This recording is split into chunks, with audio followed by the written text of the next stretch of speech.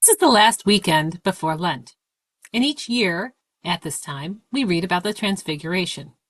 The disciples, Peter, James, and John, were worn out, but, at least in Luke's version, stayed awake while Jesus climbed to the top of the mountain, and while praying, was met by Elijah and Moses. Now, Elijah and Moses each had their own meetings with the divine, and each was representative of entire sections of the scriptures.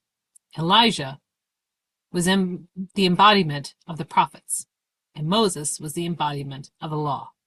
Both had suffered from being misinterpreted. In their own days, both Moses and Elijah experienced pushback from their own peoples. They were trying to bring the people, and most especially the leaders of the people, into right relationship with God. But God kept being seen in the light of other deities. There was an expectation that God would always be on the side of the Israelite people as long as they offered the right sacrifices.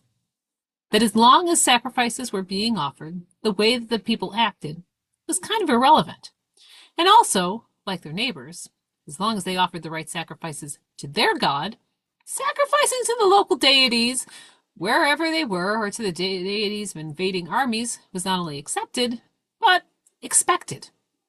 In time, there became a focus on the jealousy of God and the need to be monotheistic, to not stray from the one God. But still, the law and the prophets were frequently misunderstood. The law was too easily made into the particulars, and the greater meaning was lost.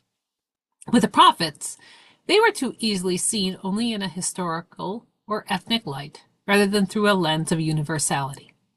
In other words, individuals like the rich young man that Jesus encountered would see their obedience to ritual as being all important. As long as they offered the right sacrifices, kept kosher, and gave the right people their due respect, they were doing God's will.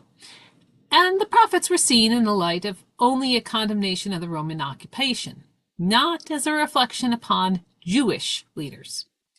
For Peter, James, and John, there was a similar temptation in terms of how they understood Jesus.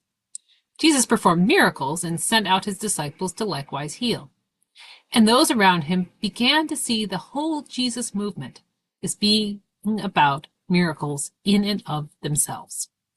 God had come into the world to make the world better for humanity, and the human persons were there simply as bystanders. But God came into the world through Jesus to build relationship, to show us how to be human, to live and die as one of us, and ultimately to triumph over death. Through Jesus, we are taught not simply how to worship the one God, but how to live into the life in the one God.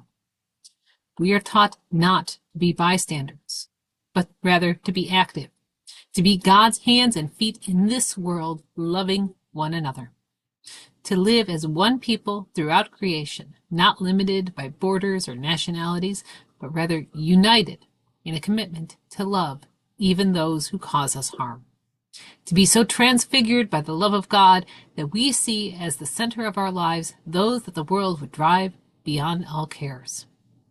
To follow Jesus, not just to the mountaintop, but then also down to Jerusalem, to Golgotha if necessary, and so that ultimately we may join him outside the empty tomb as well.